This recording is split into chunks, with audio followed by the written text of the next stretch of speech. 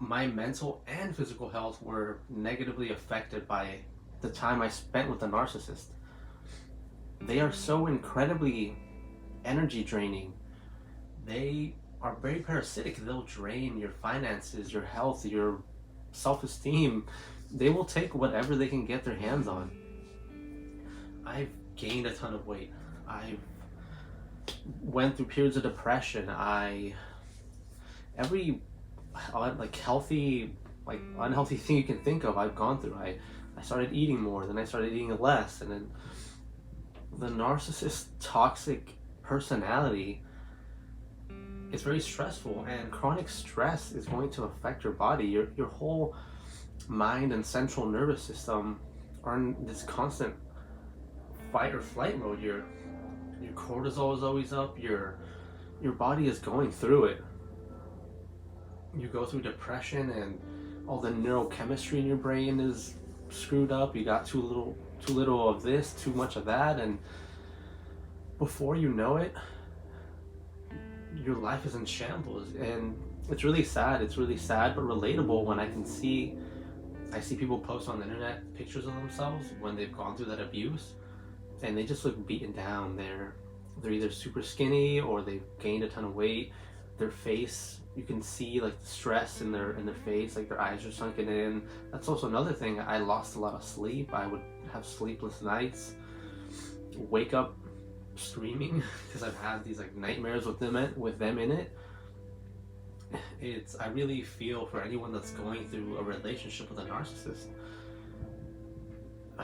The thing is, and I think this is a big part of why people get stuck in these relationships and why they can't get out. The thing people forget about when they talk about all this terminology, when they're saying they love bombed you and you're trauma bonded and all this stuff, is those are just words. Those are just ideas and concepts.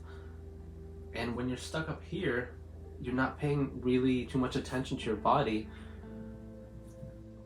They're obviously connected, but it's something that psychology forgets. If your mind is caught up, stuck with a narcissist, you'll notice these people, their body is unhealthy too. But the thing about the body that differs from the mind is sometimes you can gain weight, or you can be underweight or overweight. But besides those very obvious things, or maybe sometimes people, you could see the stress in someone's face when it's gotten really bad. But for the most part, it's hidden. You can't just look in the mirror and say, "Oh, I'm starting to get like damage in my DNA, right?" Like, or something like that, or on like a cellular level. And because it's internal and we can't recognize it, we kind of dismiss it and we try to focus on all these ideas in our head. But you can see a lot of people get stuck in that loop, and some people get stuck in it for life. Some people get stuck in it way too long. We're all gonna grieve. We're all gonna go through our process of missing them and eventually getting over them, but it seems like people are way too stuck. They linger in that state of missing them because this relationship is different. I've been through breakups, and bad breakups that weren't necessarily with narcissists, but you can see it at the beginning of a breakup. A lot of people say when they go through a breakup, they experience this acute level of stress where they can't sleep right, they don't want to eat. That's your body. That's your body under a lot of stress. Sometimes just writing things down, like it putting pen to paper, can sometimes be very therapeutic and kind of cathartic in a sense, like where you put stuff down, you write stuff down, and because you've written it down, it makes you process it and it makes you deal with it, kind of like meditation does, where when you sit alone and try not to think, it's very hard and your mind is forced to confront these things. Journaling is kind of the same way. It's not going to have all the same benefits as meditation, but that's another way. And then simply just getting healthy, whatever that means to you. Eating healthier, that can mean a million things, but I think for the most part, most people know. They know they shouldn't be eating the Pop-Tarts and the McDonald's. Like, just eat real food, exercise as much as you think is helpful, right? Because that also can be like a coping mechanism, that like those gym memes where people just lift weights all day or just run like 1,000 miles per day. That's also that's another, when you go too far, that's like another form of escapism, right?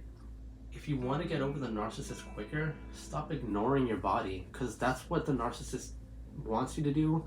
And that's what happens when we get in these relationships, because you're always walking on eggshells, because it's so easy to get engrossed in this relationship, because they're so needy, they're so demanding, they snap at anything, that you're always constantly on edge, worrying if you're going to say the wrong thing.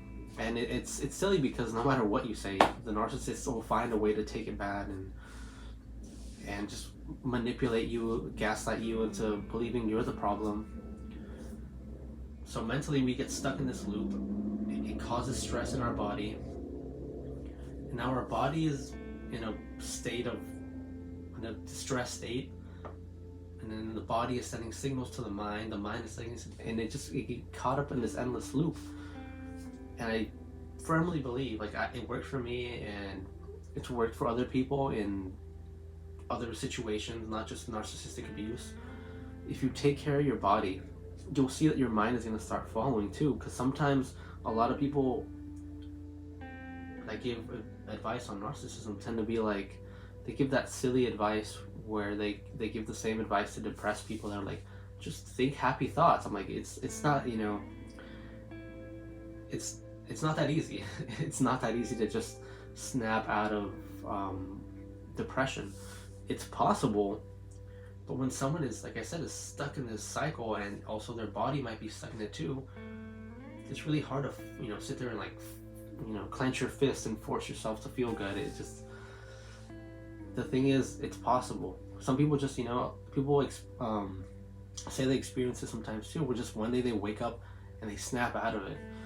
I firmly believe that the body and the mind are more connected than we believe, and I feel that the body has processed the stress, and now the mind followed, and that's how one day you can just kind of wake up and be over them.